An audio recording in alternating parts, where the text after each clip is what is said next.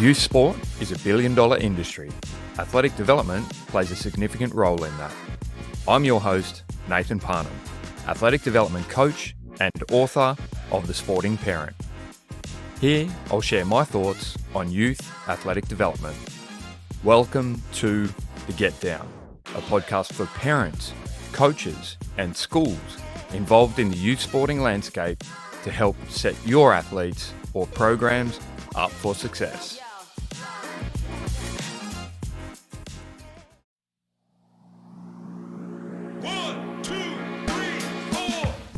This guest episode is brought to you by GymAware. I can proudly say I've used their gear regularly over the years and can vouch that it's the gold standard brand in VBT for a reason.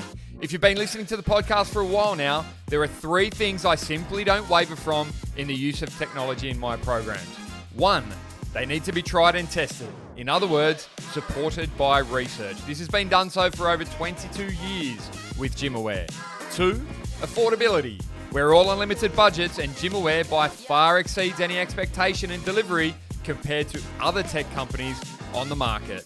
And the 3rd and final, most important, is it needs to serve multiple purposes within the gym setting and programming opportunities, which combining either the GymAware or their Flex alternative, it passes with flying colours. So if you're interested, reach out to the guys at GymAware through info@gymaware.com. Mention the Get Down podcast and you might score yourself a little discount or free shipping on your next order.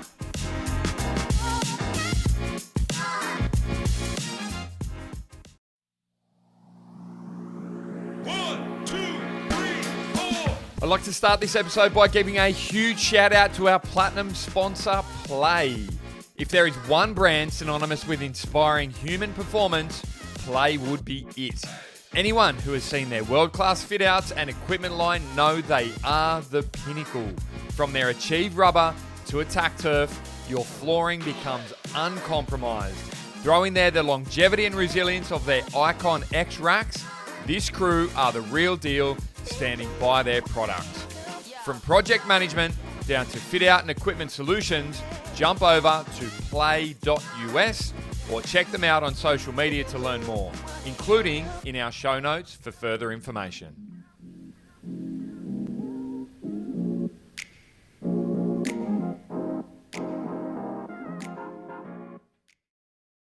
Our special guest for this episode is an absolute beast in the development setting of athletic development. Not only is he well credentialed from an academic standpoint, but as a coach is continually pushing boundaries, exploring various facets of contemporary training in this niche setting. He's the founder of the Youth Exercise Centre, a strength and conditioning facility designed to help children and adolescents thrive in physical activity and sport, located in Bristol, England.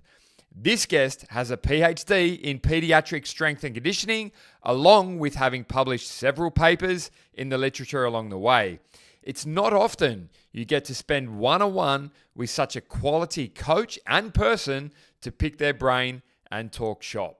With that said, our special guest for this episode of the Get Down podcast is Dr. Ben Pullen. Dr. Ben Pullen, absolutely pleasure to meet you and get you on board with the Get Down podcast. Thanks for having me on. Like I said, it's one of those things that we've been following each other from afar, and it's nice to finally chat in person. Yeah, I'm really grateful for your time, as will the listeners be. And so I want to jump straight into this. And so I suppose you've got a breadth of experience in the youth setting, and that's unquestionable with everything that you display online as well, which is also great for everyone to learn from. So in saying that, so what are the top 2 things you see parents doing that could be improved upon in the youth setting? Cool. So yeah, I feel like quite often we look at the negative side of things and, pinpoint a few things that we see, and a lot of us coaches are seeing the same thing. So I wanted to actually highlight something that I think comes from a positive space, but I think can limit or sometimes inhibits like the coach. For me, like the main one, and this isn't like the biggest issue I see, but it's one that actually I think we should spend a little time looking at is, and it's because a lot of the listeners to this, I feel, will be really positive space parents who are trying to do the best for their child. Ultimately, if they're spending time listening to a podcast like this, they ultimately want the best for their child. So the one for me is like when parents step in and offer like additional coaching, which obviously there's a place for it and there's, it has its benefits. But let's talk about like a session environment. Quite often, I think for any parents out there, if you're fortunate enough to have a good coach working in the youth space, that coach will be very aware of what they're saying, how they're setting up a session in order to give the right amount of contextual information to that child. So they're although it looks like they're just taking a back seat, quite a lot of good coaches are crafting the session to give the children the right information at the right place. So even though it looks at that one moment that your child might not be getting it right, from my perspective, I see it a lot in strength training or in the sports field. If in that moment your child looks like they're not quite getting it right and the coach hasn't given them feedback in that moment, there might be a reason to it. And the temptation can be really often for parents to step in and offer that sort of, coach, oh, do this, do this, do this, do this. But actually, maybe the amount of information that coach wants for that child in that session has already been spread out. And quite often, a lot of really good coaches are trying to set children up for success. They're trying to forge a pathway for them to follow. And as much as it's coming from a really positive space, sometimes, like, even though it's from a negative position, stepping in and trying to offer feedback because you think the coach hasn't seen that may actually inhibit that process that coach has taken that child on. So again, this isn't like the biggest red flag. It's not one of those things, but I think quite often if you should really lend the confidence in the coach. And that's like the other takeaway from this is actually, I think parents, the biggest takeaway is, it's hard to find good coach sometimes in grassroots, and it's no fault of anyone's. It's because, sometimes it's volunteers, sometimes it's this, that, and the other. But sometimes having a bit more confidence in the coach and letting them take the children on that coaching journey, because ultimately the coach is going on a journey as well. If they're taking an under-8s football team and it's the first volunteer position they've done, they're going to be learning stuff on the fly. And I think place more confidence in the coach and sometimes just try to take a step back and allow the child to go on that coaching journey, because quite a lot of the times the coaches they've already got that plan in their mind of when they're going to give the right information and how to set them up for success. So I think it's from a positive space. I'm not going to look at the negatives, but it's more like have more confidence in the coach and let them go on that journey where they can. Yeah, I love that point that you've raised. Both points, actually. Even the initial one, I think, is a really good point that I want to, I suppose, unpack a little bit further. Is so, if you don't mind sharing a little bit of insight, say with your space, young athlete training, do you let parents sit and watch sessions? Because at the moment, there tends to be, in the last kind of 10 years or so, there's a bit of a trend for that, regardless of athletic development, if it be, say, martial arts, whether it be other particular sports, there's a bit of a trend now of almost locking parents out, saying, okay, well, there's no parent viewing because of that reason. Do you allow parents to view your sessions at Young Athlete Training? So previously, in our previous facility, I know I spoke to you before, but I mentioned I've moved a few facilities now in short space of time. In my previous facility, the youth exercise centre that we had for 3 years before I relocated, we used to have parents sit in, and we were quite fortunate. We only had like a small space, so it's only 4 per session. Not so much because of small space, but because we wanted to really offer in-depth coaching in terms of like coach to athlete ratios. And yeah, I've really tried to mix. Initially, I always had parents all stay.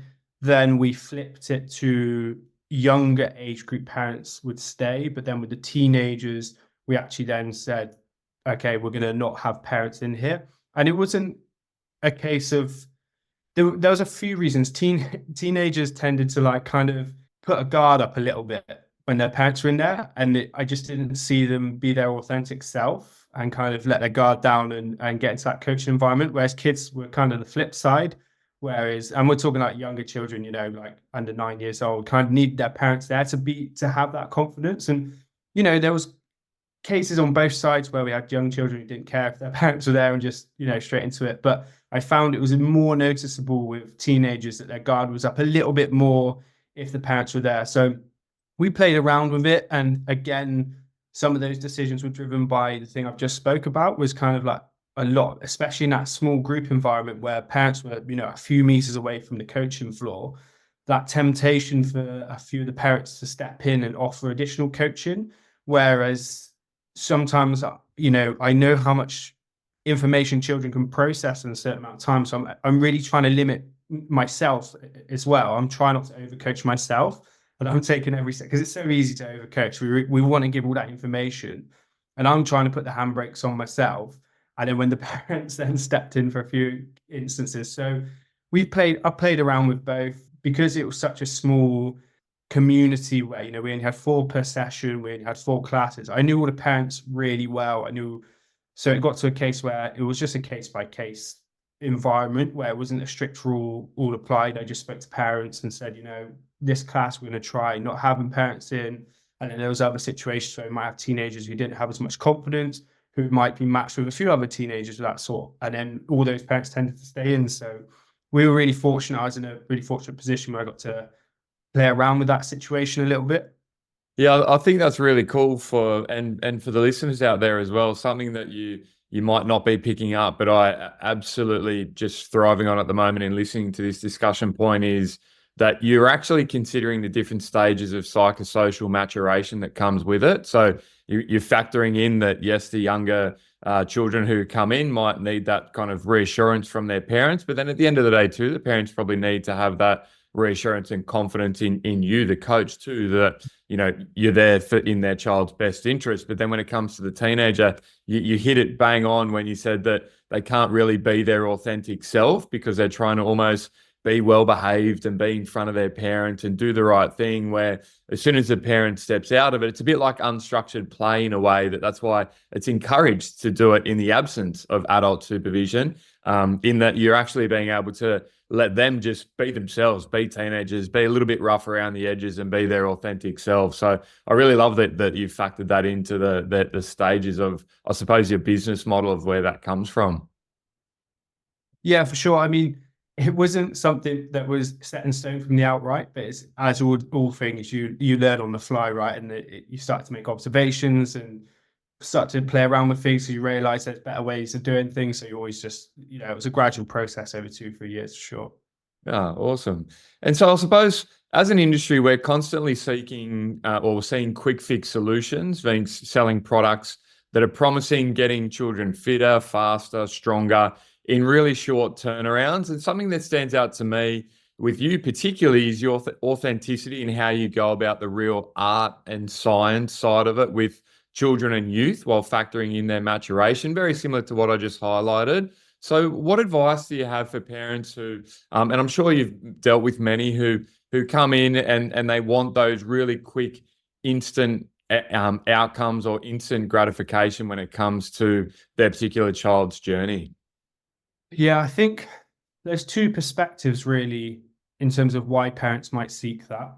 One might be to try fix a symptom or like observation. So they might suddenly pick up that their child might not be serving fast enough in tennis, or their coach, or they're struggling to get a 3-pointer because they can't throw the basketball far enough.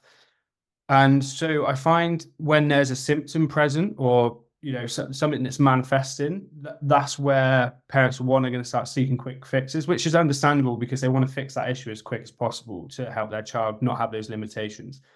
And then the other one is like the typical instant gratification, the pre-season mindset, where it's okay, we've got 6 weeks now in the off season, let's prepare them for the season. And I think both of them equally have a focus on the wrong place. So with the symptom, it's not the parent's fault because it's the first time they actually get to see a lack of strength manifest.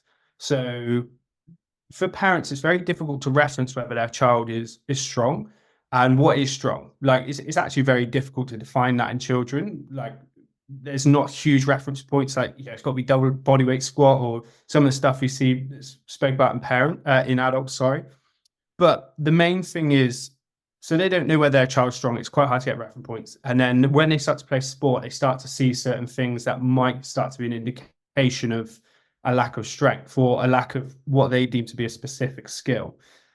So those symptoms start to manifest. It might be can't throw fast enough, isn't quite fast enough on the pitch, can't get a 3-pointer, all these different things. And what's really interesting to me is parents always reach out to me for a specific fix. What's the best exercise to get them to throw faster? What's the best exercise to get them to jump further? And they're always looking for a specific fix to this symptom or this manifestation, but the fix is a general issue, and that's just not enough strength or not enough exposure to athletic development, or is a general fix of getting stronger. So instead of looking for specific answers, the answer pretty much 9 times out of 10 for these specific issues that are manifesting is just help children get stronger. And the best way to do that is just through consistency and developing athletic qualities. So we don't need to lend a hand to looking at specific issues. We just need to do consistent strength training. It doesn't need to be intense in terms of, okay, we want to get strong in a short amount of time. We're going to do 3-4 sessions, because ultimately sudden spikes in training load, we know that's, associated to some negative outcomes. So ultimately it's just consistency over a long duration. And then when we look at the other perspective that parents are looking at in terms of just instant gratification, well, we just know from the scientific literature that even though you want instant results, you can't accelerate the process. The body is a complex adaptive system. You can't cram adaptations into a short amount of time, because it takes time to adapt. It takes time to learn new skills through like sleep consolidation. It takes time to rest and recover. So as tempting as it is to go for the short bang buck sort of pre-season intensification, ultimately longevity is the outcome, is the best option. And that's why we call it long-term athletic development. That's consistency. And then I'd say that the thing that's going to find you that is a coach that you think a child can enjoy being coached by for their whole childhood and teenage years. Because if they want to be coached by someone for the next 10 years, that's the best way you're going to find consistency. And it's almost hard to find consistency for 10 years. Like in the temptations of being pulled from different sports and different coaches, and kids not enjoying stuff anymore or wanting to go to other avenues. So if you're looking for the quick fix, the best thing you can do is find a coach. In my opinion, is find a coach that a child wants to be coached by and enjoys the process for the next 10 years. And the outcome of that's going to be 100-fold of what you could have ever achieved in a 6-week sudden fix sort of thing. Yeah, it's a really interesting scenario, and I want to kind of continue this on a little bit more in that I think it's really interesting to point out in that both you and I work in different spaces in the youth athletic development setting. So I'm working in a school, you're working in the private setting, and I speak with a lot of people in the private setting, and you've touched on it here. There's 2 things that stand out to me here. I think that for the listeners out there, everything that you said is absolutely spot on when it comes to their development and the long-term side of it.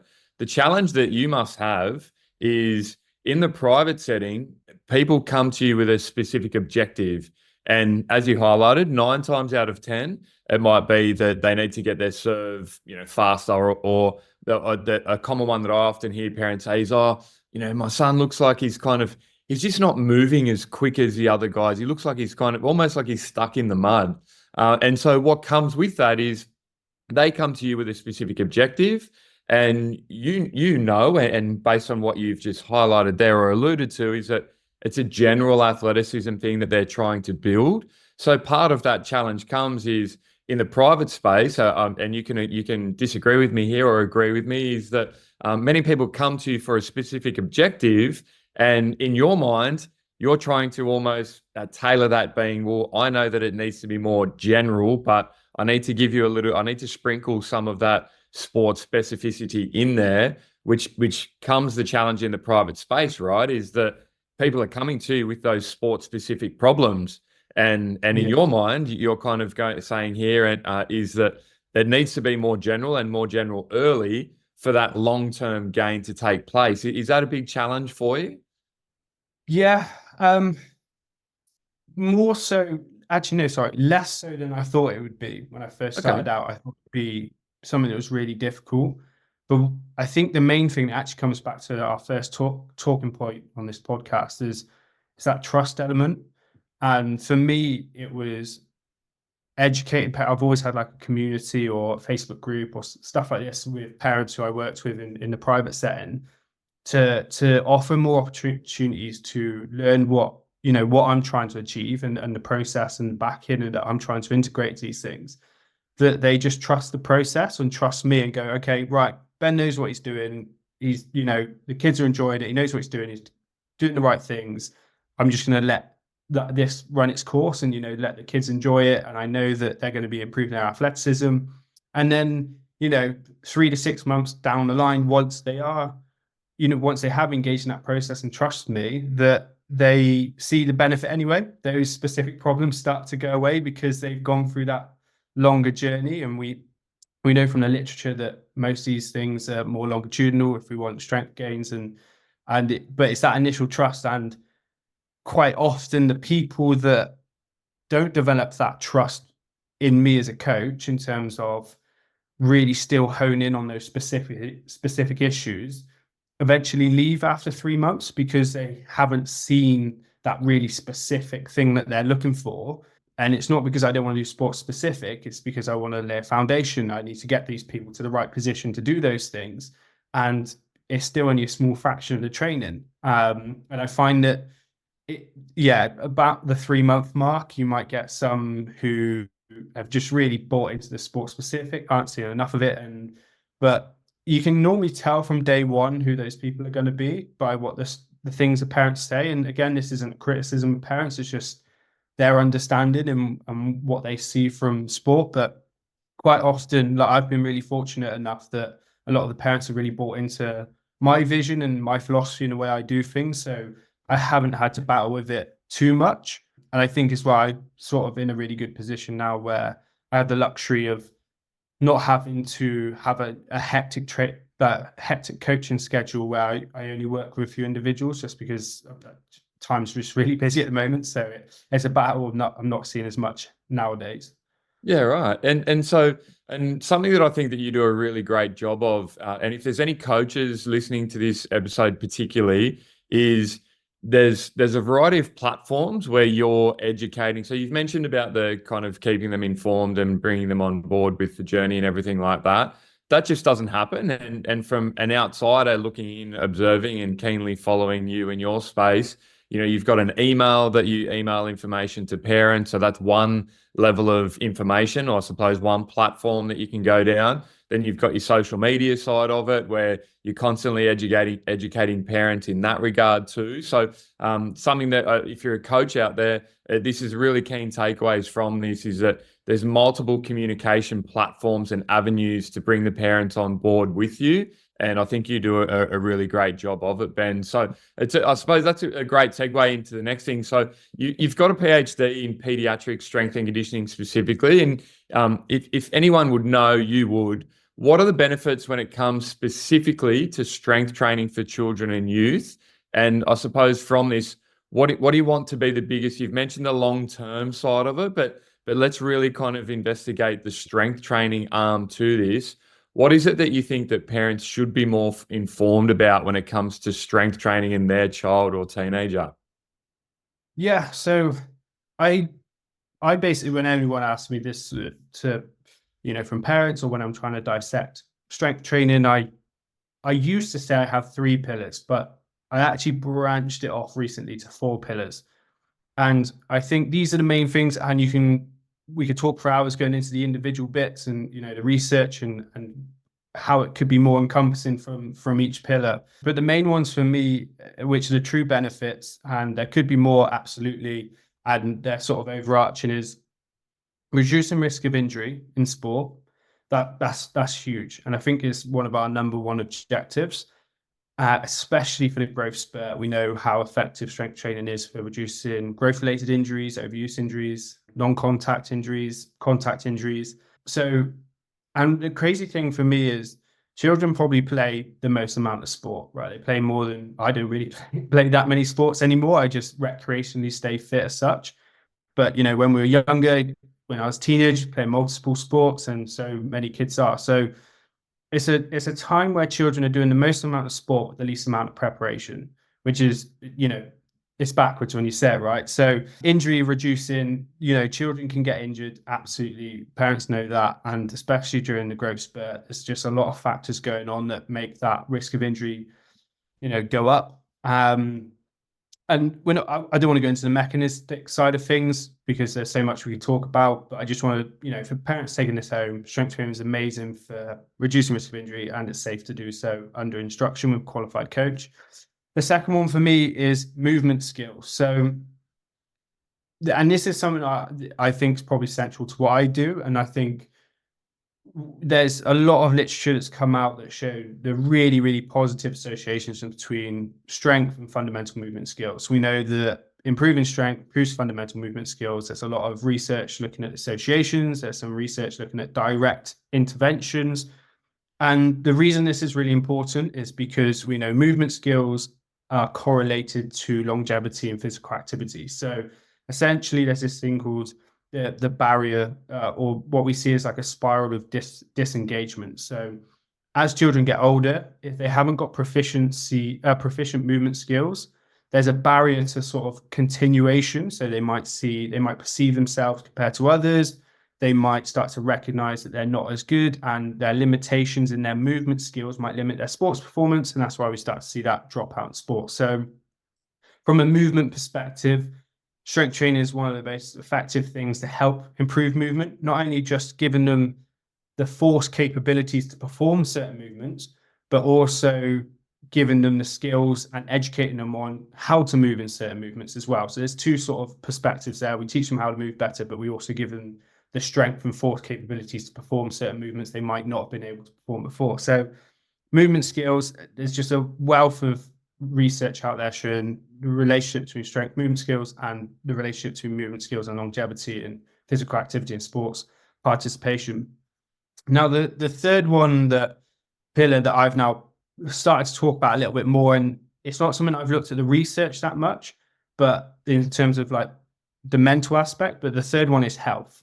So we know there's a wealth of research out there looking at the association between strength training and health markers like reduction in chronic illness in later life, all these different things. Again, we could go down so many rabbit holes with this, reducing illness in children, then looking at like osteoporosis in later life, all these different things. So, and then the flip side as well is the mental aspects. We know, and this is something I don't know the research that well, so I'm not going to say it with huge amounts of confidence, but it's something I want to read up on a bit more. It's piqued my interest a little bit, but like we know that typically more sedentary behaviors are correlated to negative outcomes in mental health. So there's that aspect. Again, I can't go into this because I haven't read the research, but there's obviously something to be mindful of there.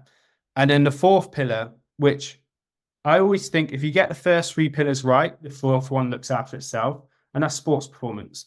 That's making children the best version of themselves. So giving them the ability to jump further, run faster, be stronger, be more skillful, but to just be the best version of themselves. So ultimately, that's what we all want for ourselves, is just to physically get to a process where we can be the best versions of ourselves. So I think if we're mindful of helping children reduce risk of injury by getting them stronger, if we improve their movement skills, if we have one eye on their longevity and health and the mental aspects as well, then those things all encompass are going to improve sports performance as well as a positive outcome of that. So those are some of the benefits. Again, you can go down a rabbit hole and branch out in lots of different avenues for those, but that's what I just typically overarch as the benefits of strength training.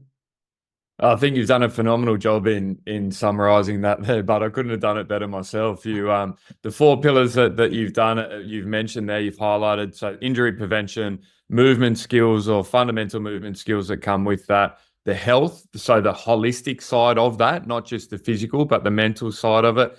And then the sports performance arm of it, I suppose, is where all of those three prior will translate into the specific sporting arena. And something that jumps out, which is really common, which you hear this all the time, and this comes through nowhere but unconditional love from parents, is the whole strength. I don't want my son or daughter to engage in strength training until they're whatever age, because it's going to stunt their growth and things like that. And the periphery of what that looks like is actually where the focus should be. And it's everything that you've mentioned there for the parents listening, that it's not so much about the dangers of strength training, but it's actually that the benefits far exceed what that the fallacy of that danger is anyway, because we know that that's not proven to have the worth that it carries. And so I think you've done a phenomenal job with that, Ben. So I want to, I suppose, throw out the last question for you before we get into the power round. So we know when it comes to the research, there's better ways of doing things with youth, particularly. And, you've heard there are not many adults, and you would agree with that until the cows come home. However, you'll often probably agree with resources being from a staff to funding and allocated training facilities, and even times in training, that plays a huge role in what the training and the actual practice of the youth sporting space looks like. Do you feel that clubs and sporting bodies are investing enough in their space or their pathway models? So in actually the resources available to apply best practice in the development setting? And if so, what are a couple of the clubs or government bodies that might be doing great jobs of this in the UK?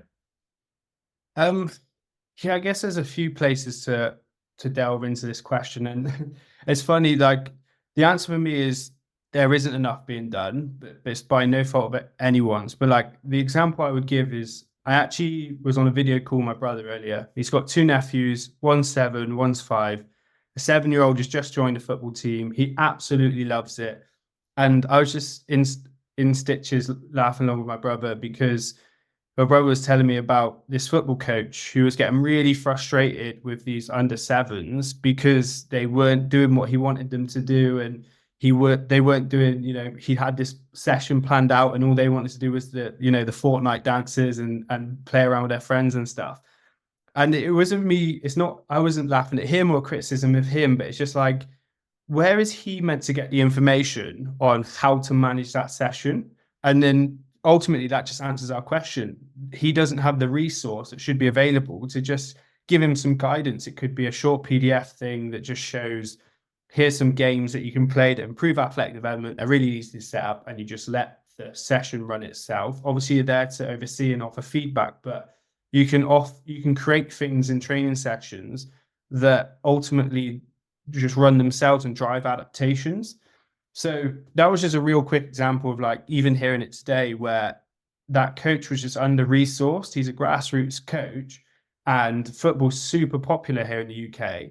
So really, all the grassroots coaches should have these resources. If you're signing up to be your child's coach to the grassroots team, you should have like a little web resource where you can watch a couple of videos, or just to give them, it should be a completely free resource to them, because ultimately they're volunteers, and ultimately they don't have time to sit down and plan a really intricate session that aligns to children's psychological stuff, their maturation, and actually they probably don't have the time to learn that. So we can just give them the resource that they don't almost need to know that, because ultimately how parents these coaches have the time to learn that. So ultimately, from grassroots, I'd say no, there isn't enough resources out there. And it's just one of those things, like, youth S&C is such a new field. It's only really 20 years old at a stretch, really. And it's only really accelerated in the last 10, 14 years have we seen substantial research. So for that to translate into grassroots stuff is, such a short amount of time. And then another thing as well is infrastructure. So obviously grassroots is slightly different, but then when we look at a school setting, we are seeing, I believe you work in a private school, and I worked in a private school. That was my first ever job quite a while ago. We are seeing that the infrastructures are coming into play. It's more of an internal thing, because I find the coaches create the infrastructure. There isn't some overarching thing where all these coaches have to follow along to it, but which is really cool. We get the freedom to go in and create those infrastructures. So the private sector is getting the infrastructure. So what's the difference between private and public is funds. So we have a limitation on resource, and we have a limitation then on funds in the public sector. So we know that financially that plays a role in terms of we're seeing private sector get and public not. So that's one of the disparities.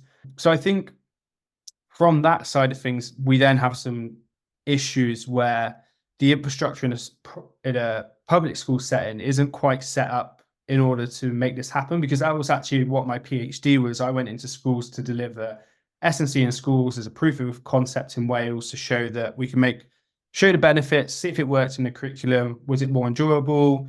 Was it, what were the benefits? Could it be done? Yes, it could be done. But then we got to a massive barrier where, well, how do we roll this out?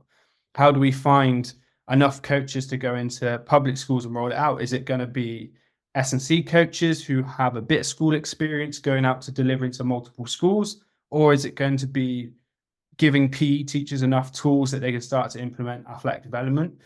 And both could be an answer. I'd probably go more towards upskilling the PE teachers if we couldn't get a full-time member of staff. But again, where does that infrastructure come from? That's not a one-man job, is it? Yeah. And so there's so many barriers. It might be infrastructure from grassroots where they're not maybe putting the time and effort into it because they just haven't been educated or found the avenues to go down. From a school perspective, it might be funds, it might be because it's coming from government, and is it the top of the government's priority to get athletic development in? Probably not, because they don't understand the other pillars that we talk about, like movement skills, health. They just see it as sports performance potentially. So there's a lot of barriers. I don't think it's kind of like pinning one thing that's the limitation, but there's definitely a few things we can highlight in terms of like funds and infrastructure that kind of limit the ability of athletic development to get out to the masses, really. And so what about in the professional sports space? So in Australia, it's very much, it's getting a lot better. So in the last probably 5 to 10 years, it definitely has improved. But in our sporting codes over here, it's very much the first team or the top tier, the professional team, are the ones who get the resources, and whether or not how well that team is going will usually dictate the level of resources that then gets distributed through to the pathways side of it. And like I said, that's a very generalistic statement, and it is definitely improving. Yeah. How does it work over there? And I know, like I've seen some phenomenal work with Arsenal and all of these sort of things, and that using that football's example, you can continue it on with football, or you could look at another sport depending on what your experience in the space is. How does it work over there? Is it starting to improve? Is there significant resources where majority of clubs have quite a prestiged development pathway when it comes to their athletic development syllabus? Give the listeners some insights into that. Yeah, so like you say, you've named some great examples. Arsenal doing some really, really good stuff, and then we're seeing like Holland, like Ajax are doing some stuff. You've probably seen that's quite a traditional example of some really good athletic development. And again, some academies that I've spoke to, like I used to have some academy footballers who are sort of younger down, under 12 years old, who actually used to come to me at my facility, and actually we had to almost do it in secrecy because the football clubs wouldn't let them or didn't want them to, because it's private. We don't know who that person is. Fair enough. I'd always send my work over to them and happily discuss, and it's not their fault. Did you ever get a reply? Yeah, well, mixed bag. Yeah, okay. Some had, some no. Some like some of the academies obviously didn't do their due diligence and would tell parents, "Oh, we don't know if this guy knows what he's doing," which was fine. That quick Google search, and we're doing the best we can. But I feel like with a few of the academies, in academy football, the structure in some of the academies is they get from 7 years old, and I'll talk like more child athlete example, but they'll be training three evenings a week, and they're long evenings. So they might go Monday, Wednesday, Friday, 3 long evenings. That's a huge commitment for a 7, 8, 9-year-old. But what baffled me was that was all football. For some of the teenage athletes, because I had a few actually get into academies after training with me for a year or two. So, and then I kept that contact and teenagers were doing their S&C, then going on to the pitch and stuff. So, but for the younger ages, for a vast majority, there was no athletic development at all in place. So they were just doing football. So there was those 3 evenings a week just doing football, which was crazy to me, because that would be the time investment where we delegate more time compared to the teenagers for athletic development or more general development. It doesn't have to be S&C, but it could be more movement focused, more games-based work. It could be more strength-based, but through challenges or whatever the approach may be. But yeah, there's some football academies that are not delegating any time, and that's fine, because we can then make the assumption, all right, well, let's have these children play other sports and search for opportunities to get those exposures to athletic development. But if you're already taking those children for 3 of the 5 weekday evenings, and then they're playing Saturdays, they have hopefully a rest day on Sunday. Most of them, some of them do, some of them play club on the side, but they're not meant to.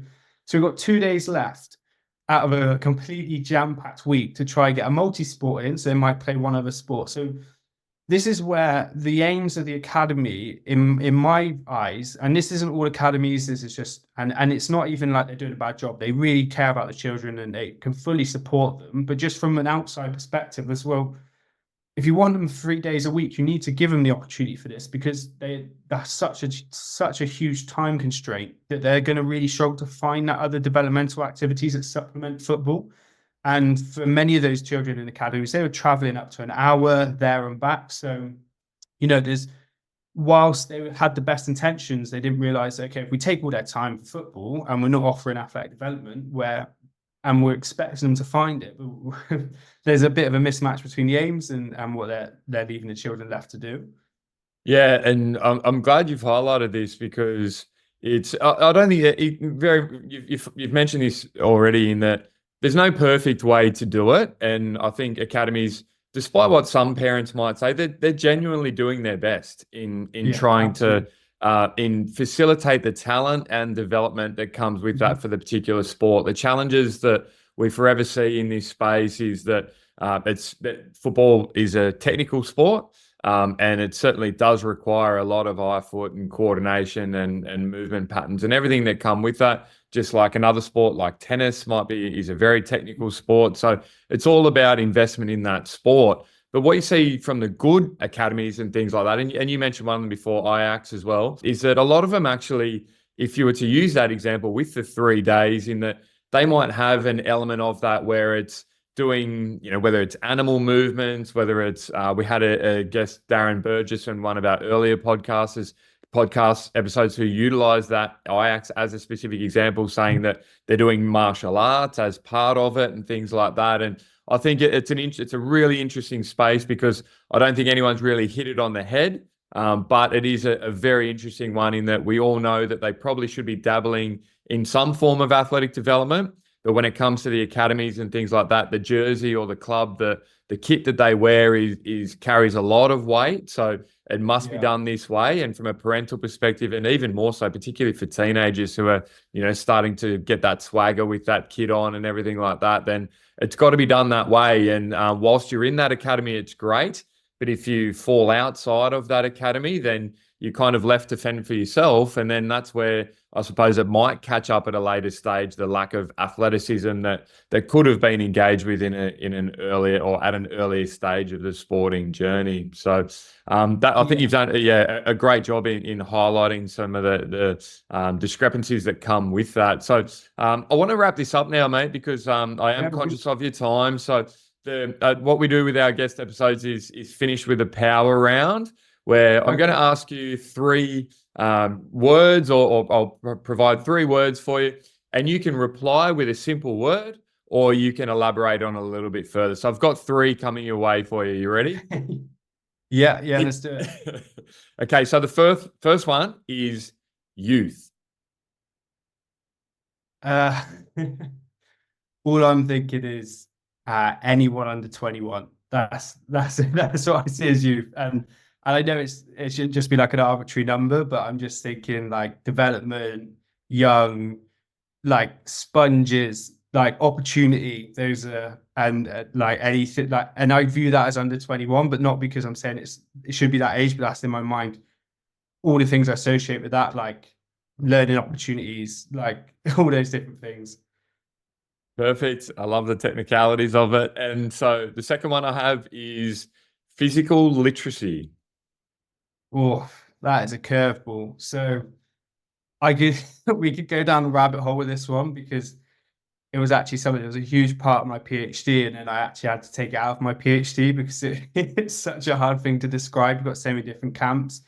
We've got the physical literacy camp from more of an S&C perspective, which is just encompassing athletic skills, fundamental movement skills. Then we can get into more of the psychological perspective, which is having the confidence and competence to be an effective mover in ever-changing environments, more of the Whitehead research. I haven't read it in a little while, so I'm going to step aside to that one, and I just see it as doing the best you can at moving. I'm going to give it a really simple explanation. Perfect. And then the final one I've got for you is resilience. Oh, that's a great one. From a youth perspective, I could go down the rabbit hole again because we see something I'm trying to read up on at the moment is like this whole mental toughness, because I'm trying to understand where this idea that, you know, pushing children through hard training sessions builds mental toughness or resiliency. And I'm trying to understand this more in my mind in terms of, is it the physical aspect? Is it the mental aspect? Or is there actually any good evidence to show it has to be really difficult? Or is it more of a cognitively difficult like challenges? Or is it, I'm really driving that around in my own head at the moment because I'm struggling to describe that myself. But resiliency for me, from a physical perspective, which is something I think children have so much more than us as adults, but that ability to bounce back, reshape things, start with a blank canvas and go again. Awesome. I love getting the insights into your mind, and that's a wrap for us on this guest episode with Ben Pullen. Thanks very much for your time. Thank you for having me on. It's been a great chat. Thank you to GymAware, the #1 velocity-based training company on the market, for bringing you the guest episodes. Don't forget to check out their Flex devices with the link in the show notes and take advantage of the opportunity exclusive to the Get Down listeners, being 5% off Flex devices using the code GETDOWN5, being the number 5 at checkout. A big thanks once again to our platinum sponsor, the team at Play, for sponsoring the Get Down podcast. Be sure to visit play.us or our show notes for further information.